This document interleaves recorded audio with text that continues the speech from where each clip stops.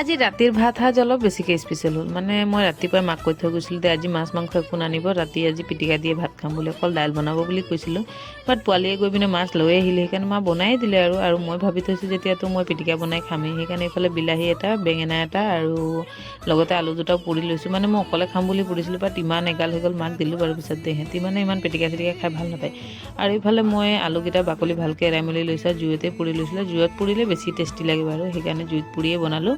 ইফালে ভালকৈ আলু বাকলি বিলাহী বেঙেনা চব বাকলি চাকলি এৰাই মেলি ল'লোঁ আৰু ইয়াতে পিঁয়াজ এটা দিছোঁ আৰু কেঁচা জলকীয়া দুটা মই জলকীয়া অকল চাবলৈ ভাল লাগে মোক সেইকাৰণে দিওঁ কিন্তু মই খাবলৈ ভাল নাপাওঁ দেই চানা টানাত হ'লে ভালেই লাগে বাৰু এনেকৈ পিটিকাটো অকণমান ভালেই লাগে কিন্তু চব্জিত মই একেবাৰে বেয়া পাওঁ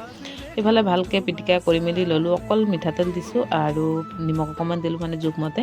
ধনিয়া পাত নাছিলে কাৰণে নিদিলোঁ আৰু বাৰীলৈ যাবলৈ মন নগ'ল ৰাতিখনত আৰু এইফালে এতিয়া মই খাই লওঁ তো আজিলৈ ভিডিঅ'টো ইমানেই আছিলে বাই বাই